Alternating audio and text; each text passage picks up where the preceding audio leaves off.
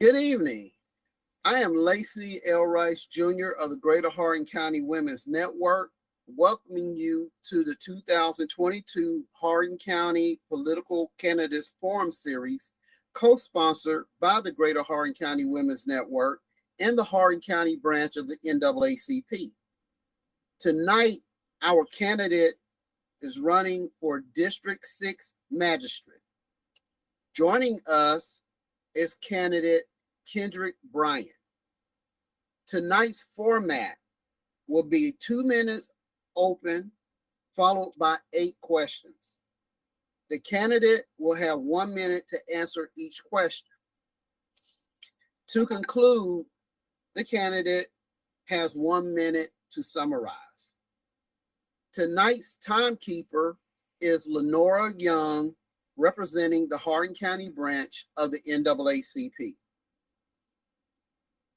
So to get started, Mr. Bryan, please tell us a bit about yourself. My name is Kendrick Bryan. I'm a lifelong resident of Hardin County. I live in E-Town with my wife, Lindsay, and our 2 children. Coakley is 3 and Emery is 2. They are 11 months apart, so it's a lot of fun at the Bryan house. I am a teacher. I teach social studies, and I am a Central Hardin graduate, 2005, and I'm also an alumnus of Western Kentucky University. I'm running in the 6th district for Magistrate, which is Glendale, Sonora, Upton.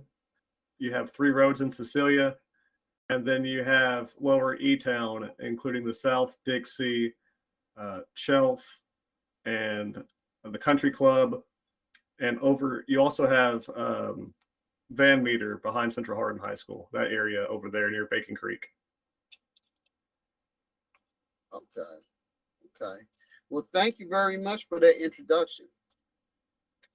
In your opinion, what are some of the most important issues facing fiscal court? In my opinion, you always have transparency, of course, and availability. But right now, I would say my district is concerned about the Blue Oval SK plant coming to Glendale and what that will entail to prepare for that project, which should be done in 2025 with 5,000 jobs. And Hardin County must prepare for this project. Our roads must improve in our district. And I do applaud the county for trying to prepare. We just signed a 50-year agreement with Louisville Water. It was if you want to look at that in the newspaper.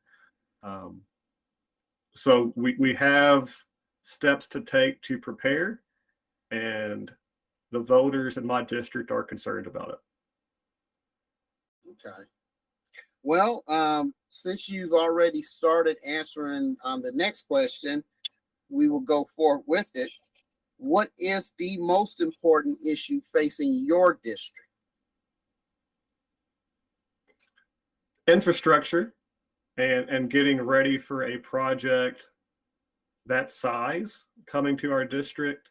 It's the largest investment in state history, and it's going to require a lot of collaboration across districts, and it's going to involve getting our roads ready, our water district ready, our schools ready, and housing is going to be an issue in our district, and it's going to require all hands on deck regarding all of those things, including first responders, and how do we respond to situations in this area. So I would consider roads and preparing for that project. Okay. Well, in what ways do you plan to benefit your district? I plan to be a strong voice for the 6th district. The voters in my district want town hall meetings, and we are going to have a new judge executive, with the retirement of Judge Berry, and I plan to host town hall meetings in Glendale, Sonora, Upton, Cecilia, and E-Town. And I would like to attend those and host those meetings with our new judge executive and any other county department heads that want to attend. Okay. How will you work with the city government in your district, or the city? Let me rephrase that: the cities, because you have several cities in your district. Yes.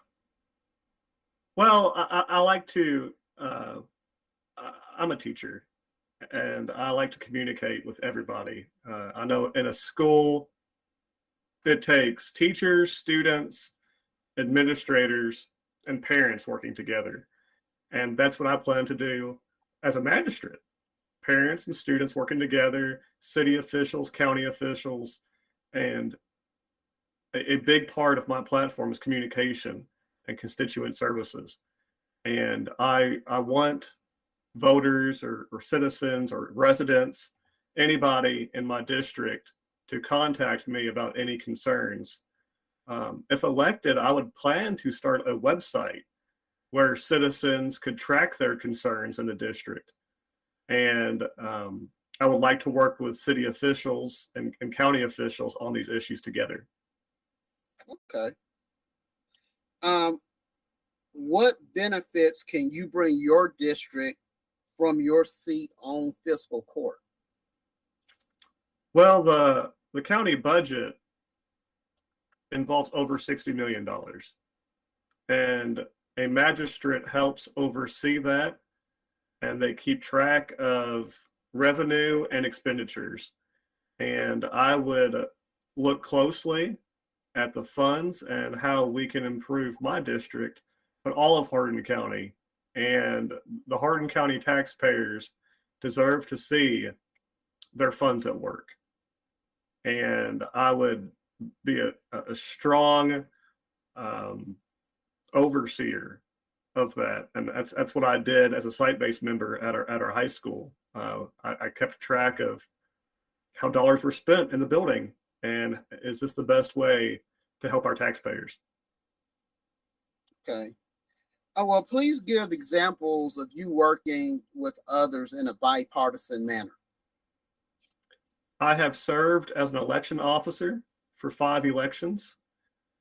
I worked in the Hardin County Clerk's office during the 2020 election. And I worked during the summer, during the primary, which was largely a vote by mail election.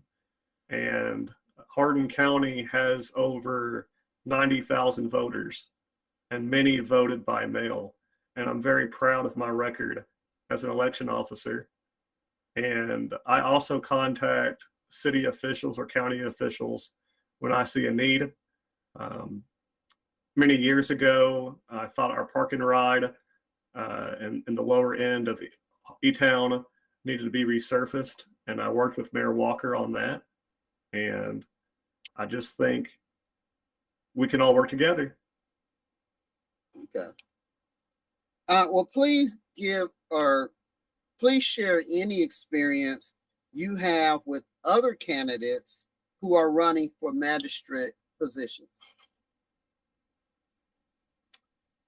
I'm quite familiar with many of the current court members.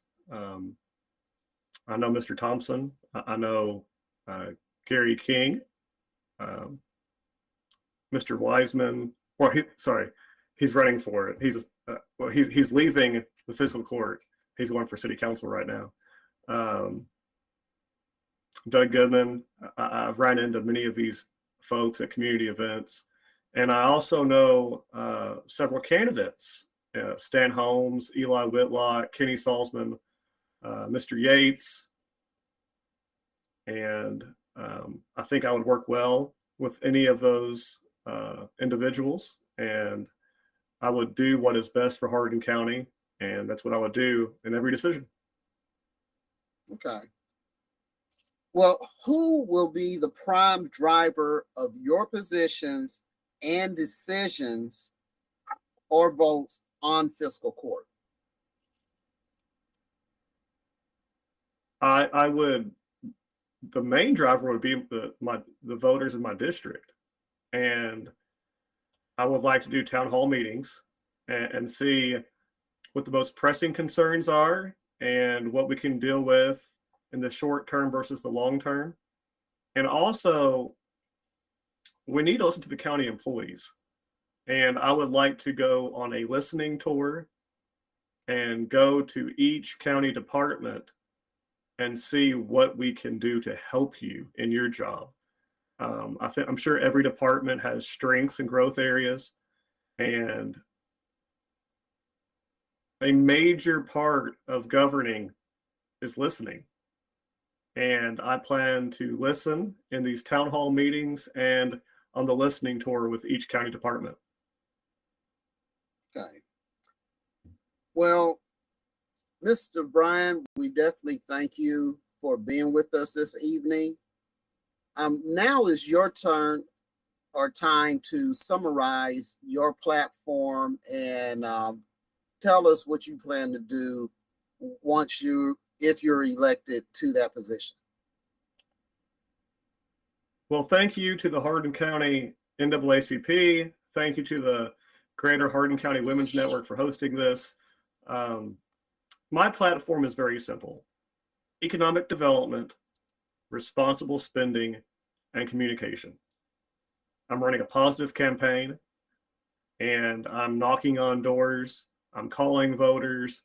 I will have an advertisement in the newspaper in the election preview coming up. That's my campaign. I am hoping for a better future for all of Hardin County. Every election is about the future, and I want voters involved. I want them attending events, and I look forward to serving in any way I can. Okay. Well, I would be remiss if I did not mention that Mr. E.G. Thompson was slated to participate in the forum, but he had another event, and so he could not make it this evening. We do thank Mr. Bryan for participating. We ask that you, the voter, consider what he said before you make a decision. Do not vote simply because you know a person or because someone else recommends a person for you to vote. Use the information that's presented to you to make an intelligent, informed decision when you go into the voting booth. Thank you, viewers.